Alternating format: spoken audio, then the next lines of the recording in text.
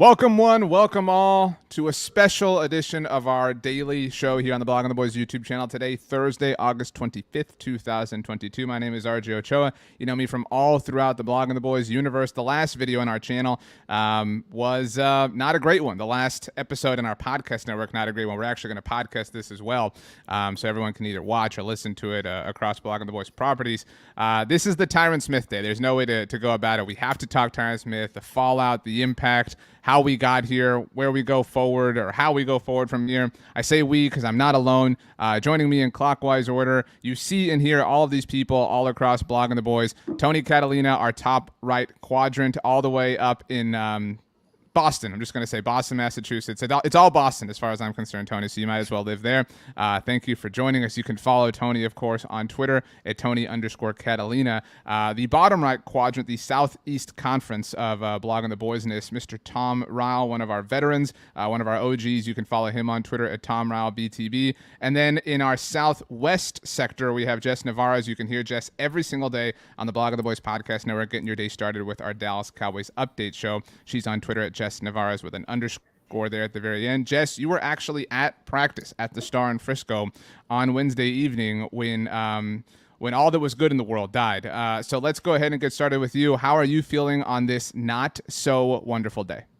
Well, you hit the nail on the head. Not so wonderful. And it was not so wonderful to see it in person because you could just tell by the way he went down, being Tyron Smith. I mean, this guy is tough. He is as tough as it really gets. And so you knew it was bad because it was like the world stopped for a moment when he went down. Practice stopped. He was down for a minute. He got up. And I would just like to point out the strength of this man to walk off under his own power at that point. But you could tell he was struggling to do so. He had the athletic trainers around him, and he was on the field for maybe 15 seconds until he walked under the tunnel, and you knew it was bad. You knew you weren't going to see him again. So it was difficult to see, but also not surprising when you learned about the severity of the injury based on how the reaction was at practice. So it wasn't fun to watch. Definitely not fun being a Cowboys fan today, I will say that. Tony, you are simultaneously our resident Supreme Homer. In fact, your show on the Blog of the Boys podcast network, First and 10, this past week, you were super homered out. I thought Dave Sturchio and Aiden Davis, between the two of them, had to kind of balance you out. But at the same time, in a fascinating way, you're also our resident Chicken Little. You know, at the first sign of turmoil, you tend to kind of panic the most. So I'll put it to you. What's your panic level like? Is the sky falling? Like, are our pets' heads falling off? Like, how do you feel right now in the aftermath of this news? Tyron Smith going to be unavailable to the Cowboys until December at the very least. Yeah, I think this is probably the worst case scenario. I'm probably at, I don't know the right term, but DEFCON 5. Like, I think we all saw this as a real possibility. DEFCON 1 is actually the highest level of alert. DEFCON 1 then, because it's what we thought. And you've been kind of championing it all off season. Like, they haven't done enough. And I think this was always what we feared. I don't know if any of us really thought it would happen 2 weeks before week 1. I don't know if that's almost like a blessing because they can kind of get their affairs in order. But the fact of the matter is we're sitting here in a really tough situation with an offensive line we didn't feel really comfortable with going into it with Tyron Smith in the fold. So now that he's not in the fold, I just don't know how there can be really positives or ways to spin this in a positive way. Like you said, if I'm a homer, I mean, I also got to be real about the fact that this is troublesome for this team this year. Tom, you are never short on reality or truth when it comes to Jerry Jones and Stephen Jones and their sort of MO as far as operating this team. We have all kind of said it. I appreciate the props from Tony, but I mean, we've all kind of the writing has been on the wall. We've all been telling, the Cowboys, hey, there's a hurricane coming, get the sandbags, board up the windows, get some canned goods. And they're sitting here now like, whoa, it's raining. The storm's on the way. Can you guys believe this? Like, this was so unexpected. So Tom, I mean, I guess we could start here. How much blame do we place at the feet of the Cowboys? I mean, is it 100%? Or I mean, is there 1% that can be attributed to just sheer bad luck that's working against them? If you're talking about the Jerry Jones and Stephen Jones being the Cowboys in this question, I put all of it there. This is years of approaching it this way, of counting cap space rather than trying to get the best team on the field. And just this was ridiculous to me that they did nothing. Basically, I don't count drafting Matt Letzko in the 5th round as doing anything really effective. Oh, but Tom, wait. They only had that pick because they traded away Amari Cooper. Okay, so, I mean, the brilliance of the Cowboys is that if not for that, Matt Letzko wouldn't even be here. Yeah, okay. I don't know exactly how much of an excuse that is. They probably could have got him with one of the later picks, if you're going to be frank about it. The blindness. It's like when you've got a guy that hasn't had a full season since 2016, who's got a rash of problems, including some that tend to crop up year after year with his neck and his back, to not have tried to make a deeper situation at tackle so that you had a more reliable backup instead of rolling into camp with a second-year guy that didn't get to practice last year because of injury, and a rookie, and some other guys that just, were just basically Jags. It's unconscionable. And yet here it was. If you were to say, what's the worst thing that could happen outside of Dak not being available? It's pretty much, I think, a toss-up between losing Tyron Smith and not having Michael Parsons on the field. And so this is one of the worst things that could happen. It was absolutely foreseeable. History was pointing at it with flashing neon arrows. How they just got to this situation and how they are still not exactly showing a sense of urgency. I don't know. Maybe they're out there working the phones, but I just don't feel that's their MO. They're going to go slow, and Steven's going to try to get the best bargain he can. And I don't know. We're going to get this really fixed. Well, Tom, whatever sort of urgency they may or may not have felt was delayed by First Take consuming, some property at the Star on Thursday morning. We appreciate people who watch and consume and listen to our content. I imagine there's not that much of a crossover as far as people that enjoy First Take. Jess, something I've said a lot over the last few weeks in talking to just different people, different shows and things like that, is the Cowboys approach this offseason, and we can look at the tackle situation as a microcosm of that, like the little piggy who built their house out of sticks. And they had a house of brick a year ago, but they withered away at it, they tore at it, and they sort of like feel like they deserve some props just because they're not the little piggy that has a house of straw. And it kind of feels like that's what other, some people who feel like we're being too critical say, man, why are you complaining? Like, there's houses of straw all around you. Well, I'm complaining because the big bad wolf is here and he's about to blow this whole thing down. And we're going to be pissed and shelterless because we don't have the house of brick. Well, here's the thing. So even when we had our house of brick, there was still issues with Tyron Smith's injury history. Keep in mind his last full season that he played was back in 2015. So again, our house of brick wasn't as sturdy as we wanted to think it was. And so this comfortable offseason approach, if you will, that the Joneses really take has built us up for this for years now. This isn't anything new to just this offseason alone. This has been the approach. This has been something that, unfortunately, we were just talking about has been foreseeable for years now if you've been paying attention to the Cowboys. And so this really wasn't shocking that it happened. It was shocking in the way it happened at practice because it just didn't look like a play that could cause that severe of an injury. However, if we really expected for Tyron to play the full season, it just wasn't likely to begin with. And so the setup for this situation, it happened way before it even, if you get what I'm saying. So our house of brick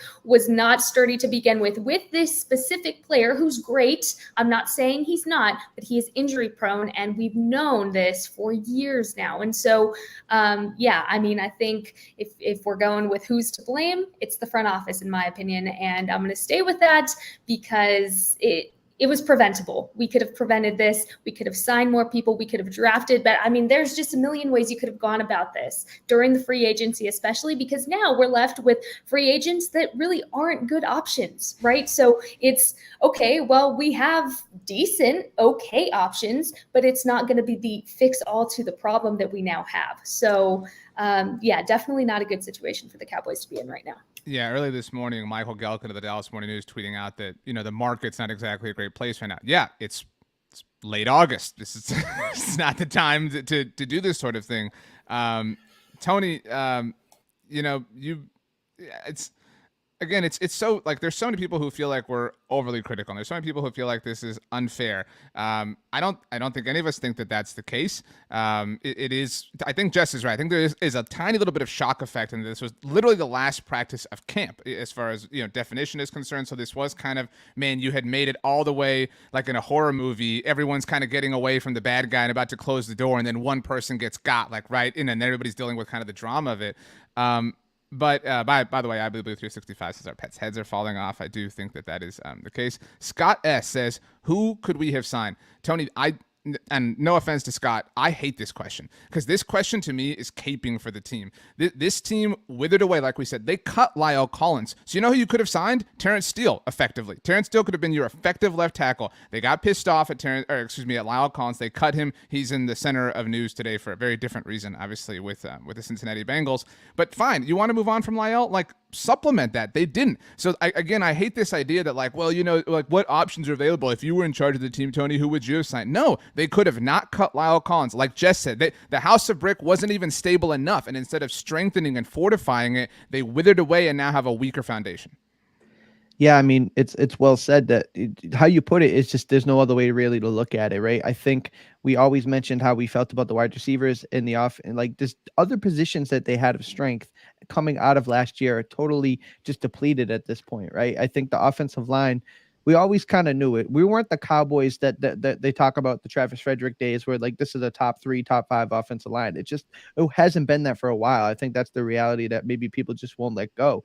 The fact of the matter is, even though Tyron Smith was good for 10 or 11 games a year, you felt good about the fact that when he was going to be out there, he was going to give you high-level play. I think the reason why people weren't panicking was the thought that maybe you could get him for double-digit games. You were hoping for the best. Maybe as an optimistic person myself, I was thinking, maybe this year will change the tide. And it's like you said, it's so tough to get to that last like check mark of training camp before like it's going to become more of a routine practice schedule for these guys and kind of move forward, and you lose them in that situation.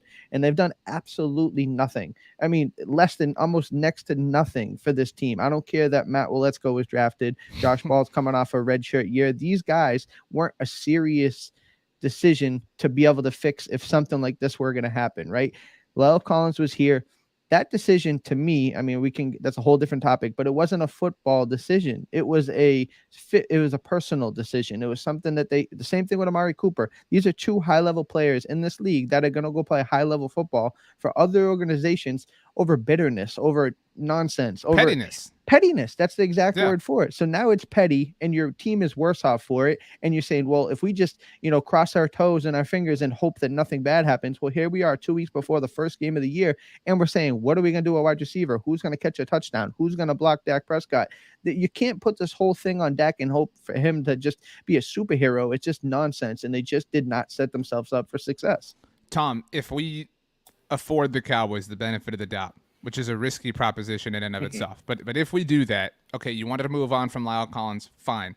I think an underrated element to this entire kind of ladder of chaos, or an underrated rung of that ladder, I should say, is the decision to let Connor Williams walk. Now, I was higher on Connor Williams than a lot of BTBers, than a lot of Dallas Cowboys fans. I know there were many people who were fed up with his penalty issues and whatnot, fine. But they completely telegraphed their draft strategy by moving on from Connor Williams. We talked about that, obviously, in the lead up to the draft. And they effectively painted themselves into the corner where they had to walk away from that draft with a starting left guard. That's why we were so high on Zion Johnson and Kenyon Green. Well, okay, now, today, again, this like forever optimistic take is, well, Tyler Smith will play left tackle. Well, who's going to play left guard? If you wanted to move on from Lyle Collins, fine, but you should have kept Connor Williams around to maintain options, to maintain versatility, flexibility. They afforded themselves none of that. Tom, they went at this as they released Lyle Collins and obviously did not re-sign Connor Williams. They said, we're going to draft somebody. He's going to play every single game. Tyron's going to play every single game. And Terrence Steele's just going to be awesome at right tackle. They literally just put all of their eggs into this incredibly flimsy basket. Yeah, and even if moving on from Lyle Collins was the right decision for whatever, they then just sat on their hands. The question was about, well, who could they assign? Well, tell me who was available when they released Collins. That's when they should have been looking. That's when they should have been addressing the problem. Maybe not. You're not going to find someone that was quite the level of player he was, but you could get someone who's a lot closer than the options they have to go in and play for Tyron right now. And that it's just, this all comes back to this incredibly stubborn, pig-headed philosophy that Stephen Jones has of, we're going to hang on to cap space and plan for the next 2 to 3 years down the stream. Well, what has happened now is that plan has left us scrambling. The team is going to have to scramble. I think that what we're going to see is they're going to have to force Tyler Smith out to left tackle after having not given him any reps there in practice, apparently. And they're going to have to try to figure out if Connor McGovern can fill in and do a good job at left guard, and still be hoping that Terrence Steele doesn't kind of come apart at the edges out there at right tackle. And here we are.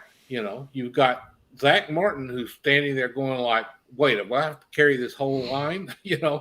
And frankly, I think they're still being foolish by saying, oh, Tyron could be back for December to make a playoff run. Let's segue to that, Tom. Great job. Okay. A million points to you. So, Jess, it was reported today by the Dallas Morning News' David Moore. Obviously, lots of reports that Tyron's set to get his surgery tomorrow. This is technically an avulsion fracture, which sounds incredibly painful. But December is sort of, Taylor Swift went back to December. We're all headed there. And so, I mean, the Cowboys are seemingly, to Tom's point, operating as if they're going to get Tyron back. I know that I speak for all of us in saying we love Tyron Smith. We're incredibly grateful to Tyron Smith. He's going to be in the Hall of Fame someday, but this is categorically irresponsible. You simply cannot move forward pretending that everything's going to continue to work out, because that's exactly what got you into this mess to begin with. Yeah, and here's the thing. His quality of life after football matters. Any football player, their quality of life after the game is done should matter. And so what I worry about is, so you rush to recover him for December. At that point, what does the Cowboys ranking even look like within the NFC East? Is it even worth trying to rush bringing him back in? I mean, at that point, where are we sitting? Is a playoff run even logical at that point, right? So my worry is you rush to bring him back and then you risk re-injuring that fresh injury even more. It's just not worth it to me. And to be honest, with the injuries that he has seen just within the last few years alone, I would say it's time for him to hang it up. I mean, as much as I hate to see it, and you always want to see your favorite players that have put so much into this game ride off into the sunset, just like Tony Romo, it's a very similar feeling. You wanted more for him. You didn't want his career to end when it did. But at the end of the day, the quality of life that man is going to have after football, if he continues and he gets injured again, is not going to be well. And that's something that I think a non-negligent owner needs to look at and needs to really evaluate. Hey, I care about my player as a person, as a father, as a husband, as a family member, and he needs to hang it up. It is time. I'm not going to let him go back in, because we cannot risk him losing out on that quality of life. At the end of the day, football players are humans above all else. And I'm a big believer that when it's time. Ironically enough, we're talking about this whole Tony Romo conversation. His injury yesterday also happened on the same day that Tony had his technically career-ending injury as well. So August 25th is just a absolutely cursed day for the Cowboys. Shut it all down. I don't want to see practice. I don't want to see games. Nothing Cowboys related August 25th ever again. But to answer your question, I think it's time for him to hang it up.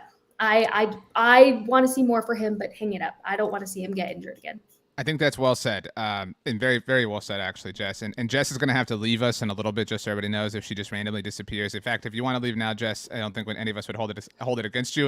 Okay. Happy trails, Jess. Have a good day, and everyone can hear her on Friday on Dallas Cowboys Daily. Tom, Tony, let's move forward.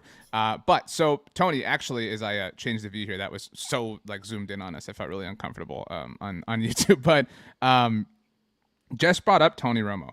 This, to me, this like hope that Tyron will come back feels ironically, the last season that Tyron was fully healthy was 2015. It feels like that 2015 season. Romo will be back, guys. Don't worry that we're losing. Don't worry any of this. Romo's going to come back. He's going to save us. He shows up against the Dolphins as this half man and executes a win. And I think people forget they were favored that following Thanksgiving against the undefeated Carolina Panthers. Like, people were under this mystique of Romo saving them. And it feels like the Cowboys are drinking that same juice right now. Tyron will be back. He'll come in. He'll save us. We just have to like, even if you could, how can you tread water until December? That's like so deep in an NFL season. Yeah, it's tough, Ben. I mean, I think the whole way that we look at Tyron Smith and just the way this organization is handled it, it's just been negligence, I think, is the only way to look at it. It's just been so managed poorly. And I think what's super frustrating about this question is the banking on him to come back in December. It's just more. This conversation stems from Jerry Jones selling us another dream, right? We're gonna be in the playoffs again. It's gonna be the wild card, and he's gonna show up like the masked crusader, and he's gonna come out there and be the left tackle like nothing's changed, and we're all gonna be cheering that Tyron Smith's back. It's just he's just selling us like it's a wrestling match, like he's paying for pay-per-view like fights. It's nonsense. It's the reality of the situation is, if me, you, and Tom and everybody else could see what the future is going to look like just based on past mistakes and just being honest with ourselves, how come this team can't do the same thing? And it's not just Tyron Smith. I know that's today's conversation, but everywhere else, it's just they've handled it so poorly this offseason. It's super frustrating. And here we are dealing with something we kind of all saw coming. Tom, I think that this is a particularly aggravating thing. Like, we've had these dark days as far as the Cowboys are concerned, like these unexpected things. Sean Lee's injury comes to mind in 2014, right? That was the first day of practice. You're kind of like, oh no, this came out of nowhere, whatever. Obviously, Romo's injury was a different thing. Granted, that was a preseason. Oh, the news of it was actually after. I would also posit the news of Romo having to miss the finale in 2013 after executing the win against Washington just a few days before. So that we've had these kind of days that do kind of have these black eyes, and as Jess noted, this is kind of one of them, August 25th in general. But I think the reason that we're so pissed off is because this was preventable. This was avoidable. Unlike Sean Lee, again, that was just a freak thing. Unlike Romo, who at that point obviously was a little bit more injury prone. Still, this was incredibly predictable. It was preventable. And Tony mentioned Jerry Jones. Jerry said just a few weeks ago when the team opened up their press conference in Oxnard that his greatest flaw is his inability and his unwillingness to acknowledge and identify the mistakes in his life, that he only charges forward based off of positive outcomes. And so we've seen this story before. We've seen the Cowboys fail to properly prepare for a player that they would have to be without, and yet here they are again, same song and dance, trying to scramble 2 weeks before they host the Buccaneers. Yeah, it just keeps repeating itself. And, there's a saying about the definition of insanity, and that's what we're facing. I saw a great picture that showed Jerry and Steven as the definition of insanity, because they just keep doing the same thing over and over again, convinced they're right, convinced they've got the best plan, and it keeps coming back to bite them. One of the things that we've talked about the team overall is that there's hope that the defense and now the special teams with Kevontae Turpin will maybe be able to help carry them. We're going to find out just how far that can go, I think. I don't think that, like, your point is silly, Tom, but that idea is silly. It's 2022. Like, why would you build your team, riding I said it the other day, I've never seen any team that wants to be the 2006 Bears with Rex Grossman more. I mean, that's exactly who they're trying to. They have one of the best quarterbacks in the NFL. I mean, Tom, earlier today on Thursday, Jerry Jones said, and it's just like kind of talk, but that they go as Zeke goes. What are you doing? You have one of the best young quarterbacks in the league, and you're handicapping him. Yeah, and I didn't say that they were building it to be that. I was right. saying that was kind of how they had the team. Now, the defense looks tremendous. The special teams look dangerous as all get out. Yet they didn't do anything for these glaring problems. And you can extend that to they didn't do enough at wide receiver. We're hoping that's going to work out, but we're still betting on a lot of things to come through that we can't depend on. We're hoping that Brett Maher is not going to be the Brett Maher we saw when he was here before, that he's going to continue his resurgence that he had last season in New Orleans. Yet we're still going down these paths. Just the heads in the sand, they're determined that they're doing fine. That cap space is precious. And, it's like, what are you doing? Do something with it. You've got it. It's a tool. You need to get serious about it right now. And, maybe in a couple of days we'll be able to look back and go, oh, phew, they went outside and player X. Maybe that's going to work out. At least it's an upgrade over what they had in the building. But right now we're just looking at this, and there's a reason we're feeling like the sky is falling on Tony's head. It's just not good. And it's the bad thing is that we saw it so clearly. It seemed like everybody outside of the front office and the Star saw that this was likely to happen. Almost a certainty it was going to happen at some point. It just came down a lot faster than we even anticipated. And if there's anything about this that might be helpful, it's that at least they've got a couple of weeks to try and figure something out, rather than if this had happened like the practice before the opening game against the Buccaneers. So here we are. I want to get to a few of our comments. So first of all, Musa says, hey guys, it's been a while. What's up, Musa? Welcome back. Kenny says, it's just absolutely wild we rolled into this preseason with Ball and a 5th rounder as the only contingencies. I would add to your point, Kenny, and say the plan to be the swing tackle behind Tyron Smith of all players was a combination of two dudes who have a combination of 0 NFL experience. It really is wild when you think about it that way. But to Tom's point, that's kind of how they approach a lot of things. QB2, kicker, wide receiver this year. It's silly. Tony, we're about to talk about kind of best ways for the Cowboys to handle this, like best plans at left tackle. That's actually our poll question for anyone who is with us live. YouTube doesn't show you this question if you watch after the fact. Obviously, the podcast audience doesn't get it. But the poll question here is, what is the best way to replace Tyron Smith? The 4 options: Tyler Smith, a free agent, Zach Martin, or Terrence Steele. We're talking about playing at left tackle specifically, and we can flesh those out a little bit.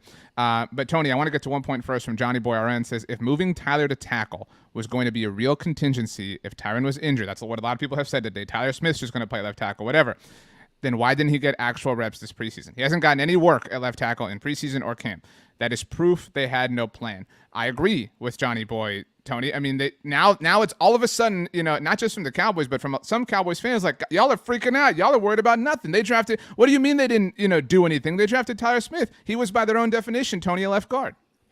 Yeah, I think Johnny Boy hit it right on the head. I don't care what people are saying. Like, people are saying, yeah, this is a part of the plan. I can't possibly sit here and think that the man in Tyler Smith, who has played nothing but guard reps since June, was really a considered plan or something that they really thought was going to be able to happen at left tackle. It just doesn't make any sense for this guy to not take a single tackle rep in 2 months and then think like, yeah, we were ready for this. This is exactly what we planned for. This is why we took him.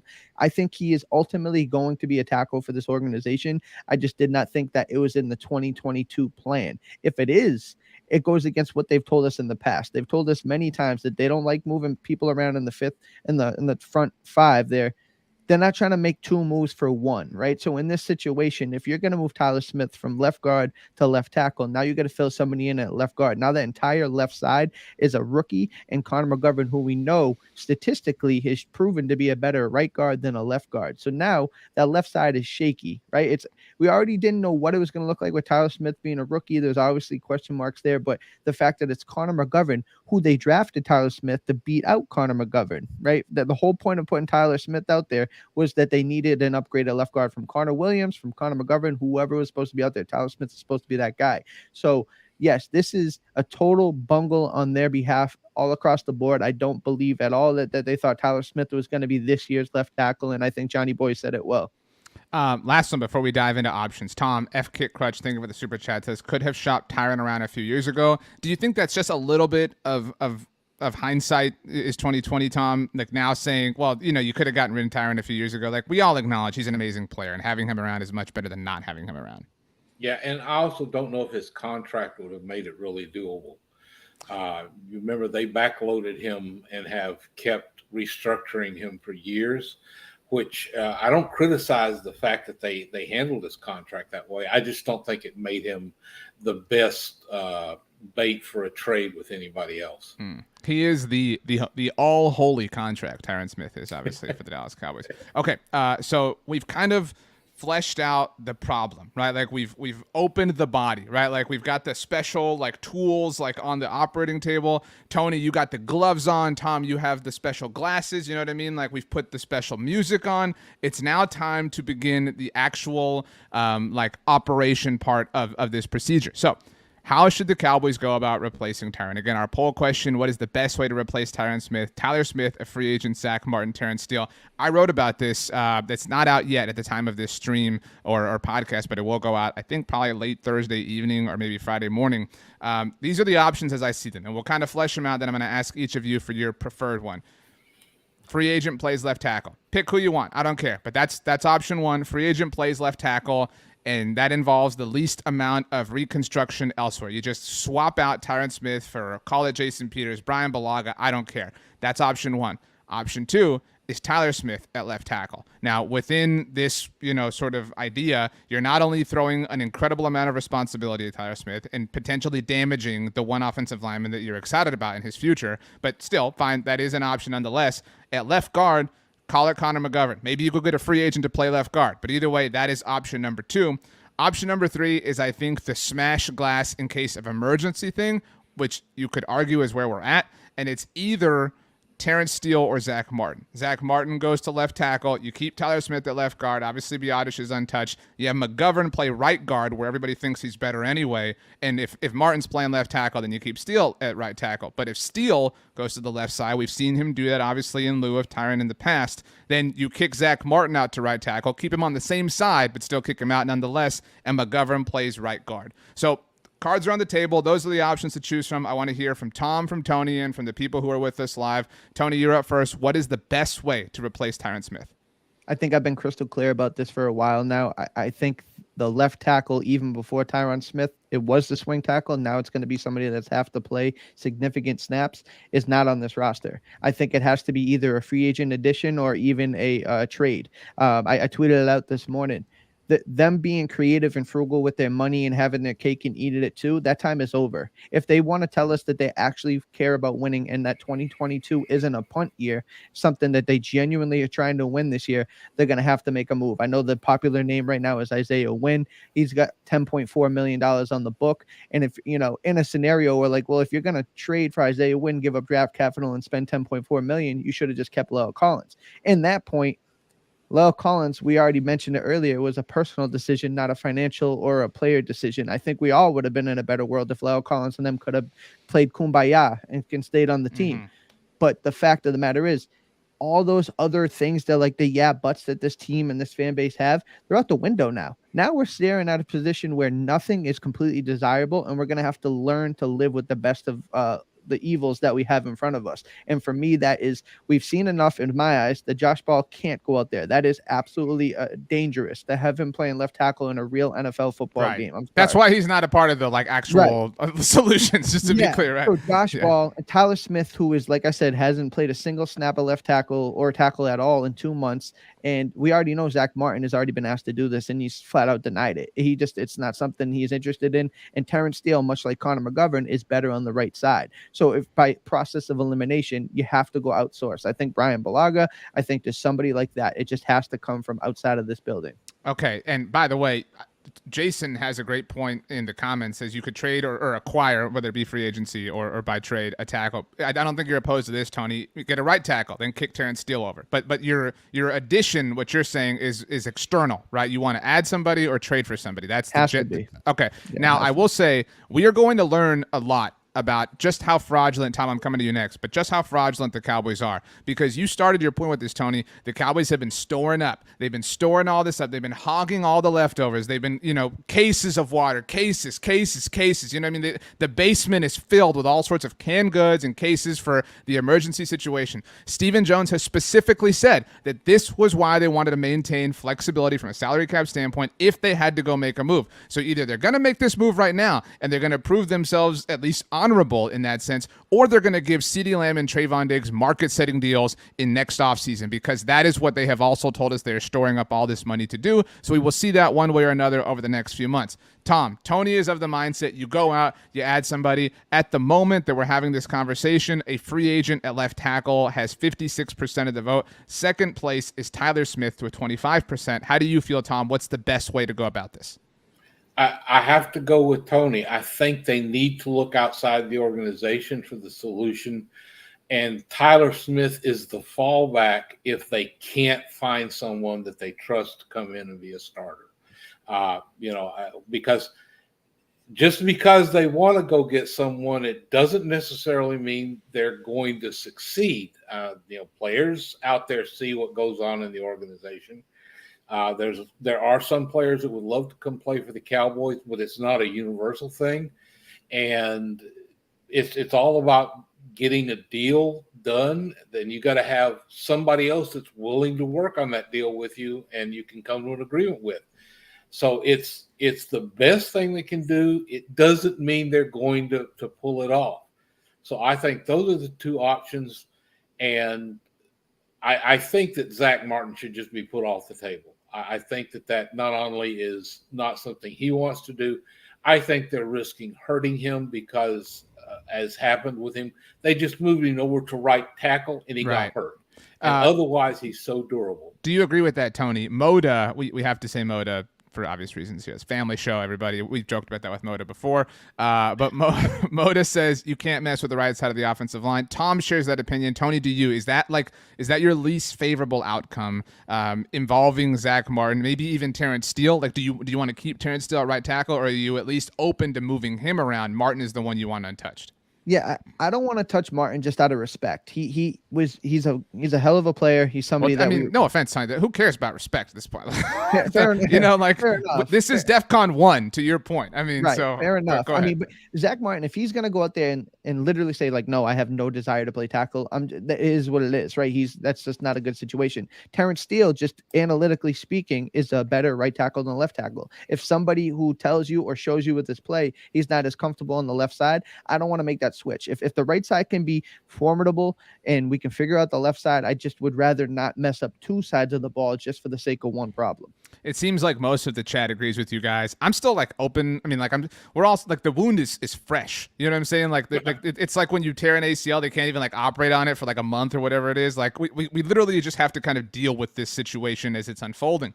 I will say, part of what bothers me about we're expecting Tyron back in December mentality, Tom, is it inhibits somebody like Jason Peters. Jason Peters doesn't want to show up to a team where he's not going to be starting every week that he's available. And if you're telling Jason Peters, and again, this could all just be public speaking by the team, but it's not wise. If you're telling Jason Peters, hey man, there's an expiration date on your time as our starter, but come December, come playoffs, you'll be our swing tackle. Jason, get excited about that. Jason Peters doesn't want to do that at this point in his career. That's why you have to face facts. You're literally looking for a left tackle, not a temporary. You're not looking for a Band-Aid. You got to stitch this bad boy up. Yeah, I'll go even further and say I don't want to even see Tyron on the designated to return list on IR. I want to see him go straight to season-ending IR, admit the truth, let him have his year drawing his paycheck, and then I think he should retire after that. Retire as a Cowboy, go out with honor and dignity. I just think they're chasing a dream, trying to get him back on the field. And I beyond the fact that I think they're betting on something they've got no assurance can even happen, they're putting his health at risk, as Jess was mentioning. And I just don't think that should be done to him. I think they just need to accept reality, take him out of their plans for this season, and do everything they can from now on with that understanding that anybody they bring in needs to be a full season answer, or at least part of the answer. Just even if they get someone that is not, they're not willing to be the starters, they still have to go to plan B with Tyler kicking out. Just look at this as Tyron is not coming back. Quit thinking about it. Quit even making it possible. let's accept reality and move forward. Tony, I'll ask you first. Who are the best 5 offensive linemen on this team? Jason sort of inspired Tom. I'll get this off the screen in a moment. I know it covers your face. It says, if there isn't a better option, your best 5 are Martin, McGovern, Biotish, Tyler, and Terrence Steele. Are those not the best 5? Because and I know that the best 5 has gotten them in trouble before, but again, at this point, you have to consider all options. Like you have to consider well, let's chop the leg off, right? Like you have to literally consider everything at this point in time. I get you're not wanting to touch Zach or Terrence idea, but that has to be in consideration when you're talking about going at an entire season in 2 weeks. Yeah, I mean, the names mentioned is the best 5. I think we know that this position is not very deep. So even looking at the best 5 is something that's not very inspiring. Now, moving guys that have on record or shown you that they're not comfortable in those positions, it makes it even worse, right? I think if they can find somebody to be formidable at the left tackle position, and that's probably going to have to come outside of the building, like I said, and kind of keep the other 4 positions intact. I think ultimately that's the best decision. But yes, like to your point, looking at all options has to be on the table. You can't just ignore it and say that, okay, we're not going to do this, so to speak. I am all for exploring all things, but at the end of the day, I think ultimately they're going to find out that somebody outside of this organization is going to have to be that guy. Tom, I know I said I was going to ask you for the best 5 as well, but I lied. I'm going to change what I'm doing here because of a question that F-Kit Crutch asked. F-Kit asked, has Biotish gotten any better this offseason? Honestly, this just inspired my point. I think we all think Tyler is whatever, right? Like he's fine. Like I think, nobody's been impressed by him. Nobody's been whatever. There's not any real shock value. But Tom, you were a part of our roundtable this week on Tuesday. Tony, you were not. You were slacking. But Tom, we were on while the Cowboys were having practice at the start, the night before the Tyron injury occurred.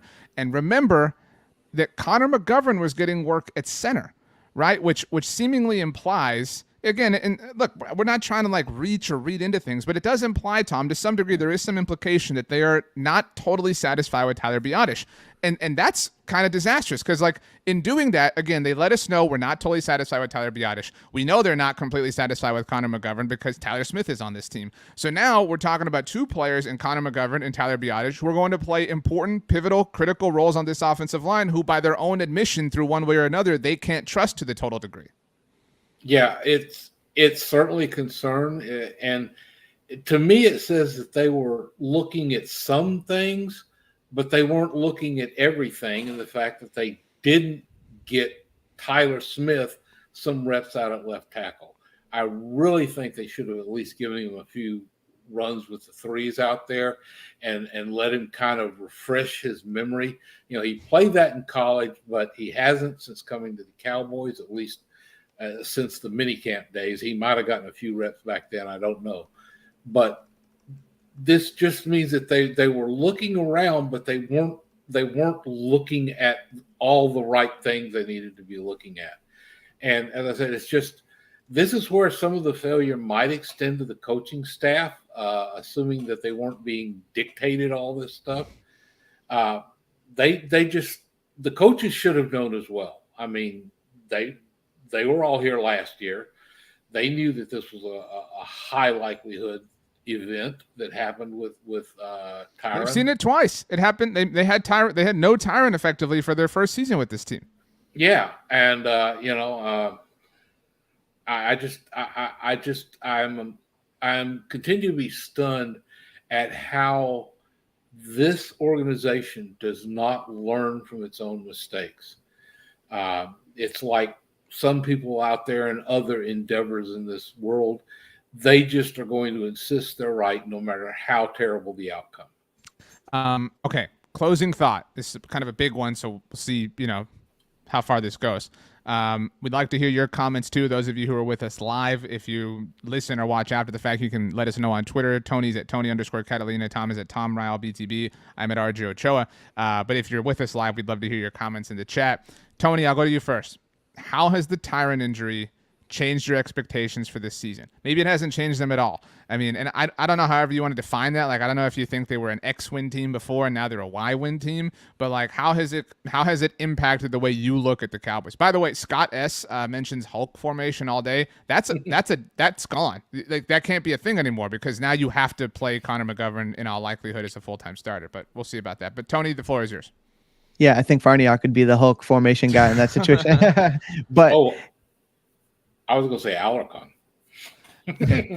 yeah, we'll see. We'll see how it shakes out. But ultimately, it definitely puts a big blow on this team. And it's tough to say that because maybe I was in my bubble of thinking, oh, everything's going to be fine. Tyron Smith is not going to get hurt. But the fact of the matter is, this changes a lot, right? Not having Tyron Smith at all. I mean, realistically, we're talking best case scenario for the last month of the season. And none of us here really believe that's real possible. Ultimately, we're going to have to wait and see if that is something that happens. But we're going to move forward with the expectation he's going to miss at least 13, 14 games. So that is a massive change. Now we legitimately don't know who the left tackle is, and seem outside of finding somebody outside of the organization, the number one most popular thing that people keep bringing up is Tyler Smith, who's a rookie who had some technical issues technique wise in college, who has not taken a tackle snap since June. And everybody keeps saying, let's figure out what he can do. It's not even a guarantee that he's going to play tomorrow night because of his ankle. He's got issues that he's dealing with that he's not even going to possibly not even play tomorrow. So now let's think about this. His preseason camp is probably done with him getting reps before you can even get left tackle reps, and then good luck against the pass rush of Tampa Bay week 1 in prime time. So it just, I don't know how you could sit here and be real with ourselves or anybody and just say that this doesn't hurt it in a big way. I still think this team has talent. I still think this team can win football games, but this injury has absolutely made it more difficult moving forward. Tom, I would like to read a quote to you as we are currently live, obviously. The Cowboys have their Blue Star kickoff event situation happening right now, actually, as we're on. And, in the powers that be are currently walking the blue carpet, play on the red carpet, obviously. And Jerry Jones said, he's obviously already spoken today, was on First Take for a couple of segments, but just said, I feel bad for Tyron, Tom. He didn't say Tom, I did, so don't feel special. But I feel bad for Tyron. Why I do so much is because of how bad Tyron feels for how this affects the team. We'll have him back for the playoffs. That's a long way away. That's putting a positive spin on it, but it also just happens to be the facts. Tom, before you answer the question that we're talking about here, I would like you to answer whether or not you agree with me.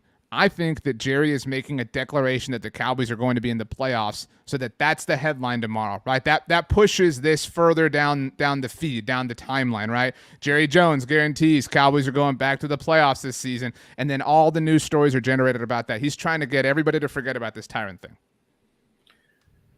You can't put that past him. That certainly seems like the part of the thought process, although sometimes when Jerry gets talking, I'm not sure that there really is a thought process going on. It's just kind of stream of consciousness stuff. And Jerry, I think, just believes that this team's going to make the playoffs. I don't think you can say that the way you could back when we thought they were going to have Tyron Smith for at least some of the start of the season. And, to me, they've gone from what I thought they were a 10 to 11 win team that was going to make the playoffs, had a very high likelihood of making the playoffs, to where they may be an 8 or 9 win team that's going to have things really shake out well for them to move beyond that. And they could slide back even further than this. This is the kind of thing that has the potential to collapse the season on them. And they have already started to set up Dak and McCarthy as fall guys for this. And that's the work. That's the thing that really gets under my skin is they've already started talking about how Dak needs to elevate the team around him. Well, give him something to elevate. Don't make him try to lift up trash and mismatched pieces. Give him something coherent and workable to try to elevate, because he can do that.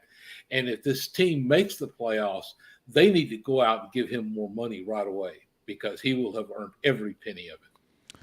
I mean, I don't know if it's par for the course. I don't know if it's the definition of insanity. It's sad and it's frustrating, right? Like, people, I know y'all's mentions are filled with it too. Like people, why are you so critical? Why you say it's because like, and I think I speak for y'all. We want this team to win more than most things in life. You know what I mean? Like, and so it's frustrating that other teams get this. This isn't, no offense to either of you or myself, but like, we're not smart at this. We're not like capable of running an NFL team, but we're capable of discerning these like low-hanging fruit, common sense ideas and philosophies that they're not. And I do think, my point on what Jerry just said, in real time here at least, nobody buys this anymore. Nobody. Like there isn't anybody who is down for the charade and the facade of like, oh yeah, how about them Cowboys? Like that is so far away in the past. Like anytime Jerry does any kind of hit or appearance now, there has to be some nostalgic tug. Oh yeah, I remember when Michael Irvin was doing this. He would throw up in practice. That's what we're looking at. It's all that. It's continually building and building and building upon the accomplishments of people from 3 decades ago. And granted, Jerry was obviously involved in that to a degree, so good for him. But it's just nobody. It's all fake at this point. It is all fictitious, and it feels like they're kind of. I feel, Tony, like I know you're a Big Brother fan. I feel like I'm watching a reality show, like that is like scripted. You know what I mean? Like it's supposed to be reality, but it's scripted, and so you don't know what's real and what's fake. Yeah, and take it one further into like that sector of entertainment. I don't know if either one of you saw Nope, but like the movie Nope, it's like don't pay attention to the thing that's going to kill us all. It's like, no, pay attention to this right here. What we have 5-6 championships. Like we're going to do great things. And look at this. Like we're awesome. We got Stephen A. Smith here and First Take. And, don't worry about the fact Tyron Smith's hurt and this team is panicking or crumbling before our eyes. It's look at all the ticket sales. Look at us worth $8 billion. So none of it matters. I think we said it in our roundtables and our final, like at the end of the season last year when they lost to the 49ers. I think all of us would kind of speak for the Cowboys Nation when we say we're just tired of the pony show here, like the dog and pony show. This stuff is nonsense. Like if it isn't about championships and winning football games, like we don't want to hear about it anymore. And I'm sorry, Jerry, like you're just blowing gas and smoke at this point that we just don't want to hear. Tom Watsamata says, thank you for the super chat, says, just think the Steelers may cut Chaz Green in the cut down to 53. We can pick him up after week 1, so we save $4.27 by not guaranteeing his contract. Like that is a joke, but like that's how they operate, right? Like it's literally the cheapest possible way. I think we would all guarantee that they are going to sign somebody after week 1 for that specific reason. They're waiting on that. They're biding their time. If Dak can just beat the Bucks, their offensive line's beat up too. Like we can just like the points that we've been making. This is all on Dak Prescott, who is himself a product of their own negligence and ignorance and incompetence. I mean, like they would not have Dak Prescott if not for stumbling into him. That is how, like, Tom, what is one thing that they have executed properly in the last few years? Had a couple of good first round picks, maybe. That's about all you can think I know we always hype that up, not to cut you off, Tom, but like you're picking one of the top 32 players in the NFL. Like that should not be a difficult thing. You know what I'm saying? Like it's I think if you sorted out like every mock draft the day of the draft, I think you could ultimately have somewhat of a highly successful, hit rate in the NFL. But that's it. And even maybe their best draft pick in forever was kind of accidental because they drafted Micah Parsons as a linebacker and nobody knew he was going to turn into the pass rushing monster he was. So even when they do something good, it's by accident. And that's kind of the team that we're stuck out here as fans of. We've said this before, Tom, not to cut you off, but I mean, obviously everything that they've done, to a successful degree is accidental, but I mean, they seemingly are unaware of that. Like they seemingly have built their kingdom upon the idea that these are their accomplishments and that they're doing something powerful and wonderful when that just isn't the case. I often think that there are times I wish they weren't the most valuable franchise in football because I think that makes them think they're doing so great.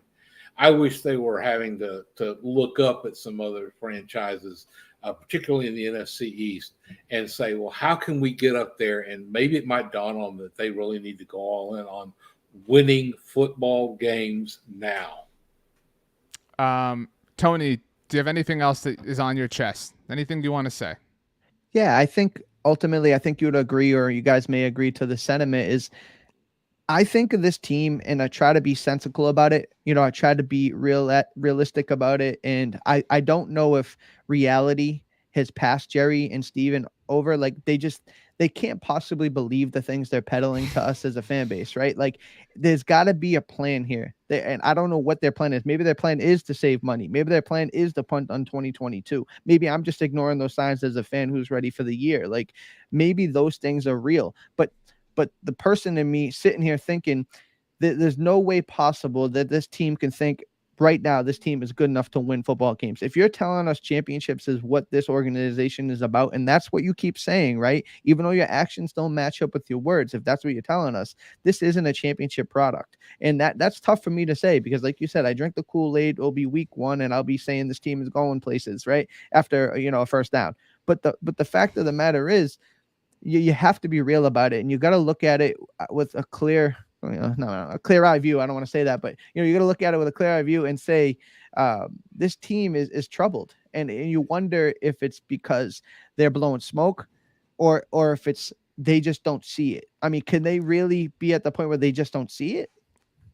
I would actually feel better if they were blowing smoke. You know what I'm saying? Like I would be troubled if they really believed that this was that they were doing the right and logical and proper things. That's a good closing thought from Tony. Tom, your final words, and we'll end the second August 25th that we all hated. I have no idea where this is all going to go, and just don't drink the Kool-Aid this year, folks. It has been tainted.